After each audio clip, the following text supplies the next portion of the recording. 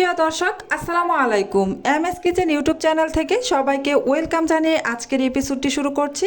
আমার আজকের এপিসোডে থাকছে পেঁয়াজের পাতা দিয়ে শুটকি রান্নার রেসিপি। এই রান্নাটা আমার কাছে ভীষণ পছন্দের একটা খাবার। চলুন তাহলে আর কথা না বাড়িয়ে আপনাদের সাথে এই দারুণ মজার রেসিপিটি শেয়ার করি। পেঁয়াজের পাতা দিয়ে শুটকি রান্নার জন্য প্রথমে আমার এখানে লাগবে পেঁয়াজের পাতা। আমি এখানে হাতের মুঠোয় এক মুঠো পেঁয়াজের পাতা নিয়েছি। এই পেঁয়াজের পাতাগুলোকে আমি খুব ভালোভাবে ধুয়ে পরিষ্কার করে তারপর এই যে পেঁয়াজের গুঁড়াটাকে আমি ছোট ছোট করে কেটে নিয়েছি। আর এই পেঁয়াজের পাতাটাকে আমি 1 ইঞ্চি পরিমাণ লম্বা করে কেটে নিয়েছি। এবার আমি এই রান্নাটা করার জন্য চলে যাব চুলায় একটা প্যান বসিয়ে গরম করে এতে আমি দিয়ে দিচ্ছি 1/3 কাপ পরিমাণ সয়াবিন তেল। এবার আমি তেলটা গরম করা পর্যন্ত অপেক্ষা করছি। এই তো আমার তেলটা গরম হয়ে গিয়েছে। এখন আমি এতে 2টি মাঝারি সাইজের পেঁয়াজ কুচি করে দিয়ে দিলাম। এবার পেঁয়াজটাকে নেড়ে চেড়ে হালকা ব্রাউন কালার করে ভেজে নেব, খুব বেশি ব্রাউন কালার করব না।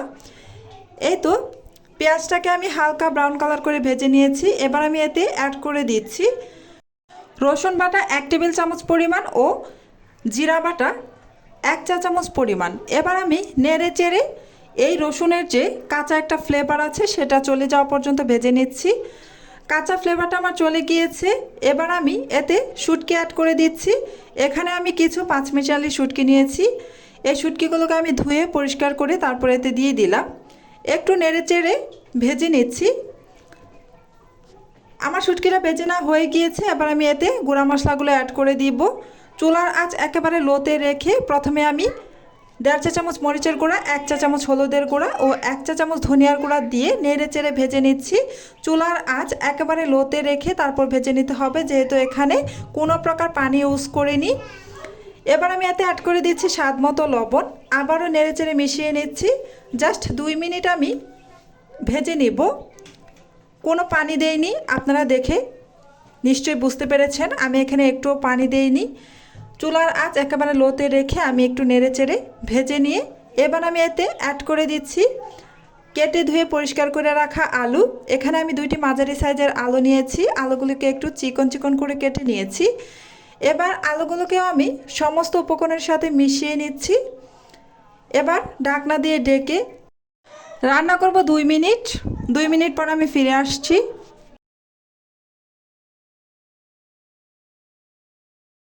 2 মিনিট পর ঢাকনা খুলে একটু নেড়ে চেড়ে দিচ্ছি। এবার আমি ঢাকনা ছাড়াই আরও 1 মিনিটের মতো ভেজে নিব, চুলার আঁচ একেবারে লোতে রেখে। 1 মিনিট ভেজে নেওয়া হয়ে গিয়েছে। এবার আমি এতে 1/2 কাপ পরিমাণ পানি অ্যাড করে দিলাম সমস্ত কিছু খুব ভালোভাবে কষিয়ে নেওয়ার জন্য। আবারও ঢাকনা দিয়ে ঢেকে এবার আমি অপেক্ষা করব 3 মিনিট।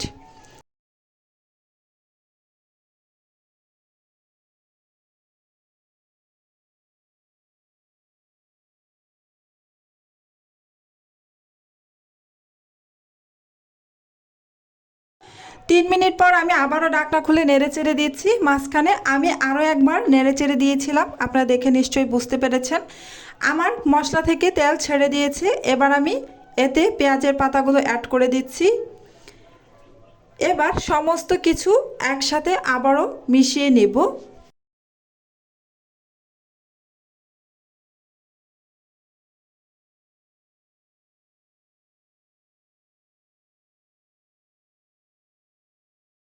খুব ভালোভাবে মিশিয়ে নেওয়া হয়ে গিয়েছে। এবার আমি ঢাকনা দিয়ে ঢেকে আরও 5 মিনিটের জন্য রেখে দিব।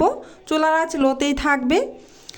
5 মিনিট পর আমি ঢাকনা খুলে আবারও একটু নেড়ে চেড়ে দিচ্ছি। আপনারা দেখে নিশ্চয়ই বুঝতে পেরেছেন আমি এখানে একটুও পানি ইউজ করিনি।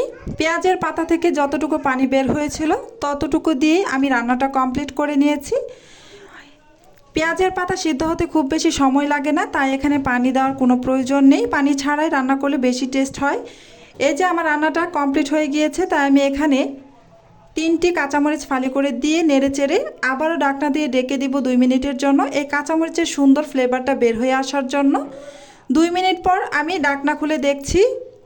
এই তো আমার রান্নাটা একেবারে পারফেক্টভাবে কমপ্লিট হয়ে গিয়েছে। এবার আমি সার্ভ করে নিব। এই যে দেখতে পাচ্ছেন আমি সার্ভ করে নিয়েছি। আজকের মতো এখানেই বিদায় নিচ্ছি। আবারও চলে আসবো অন্য কোনো দিন অন্য কোনো একটি নতুন রেসিপির সাথে। আপনারা অনেক বেশি ভালো থাকবেন, সুস্থ থাকবেন। আসসালামু আলাইকুম ওয়া রাহমাতুল্লাহি ওয়া বারাকাতুহু।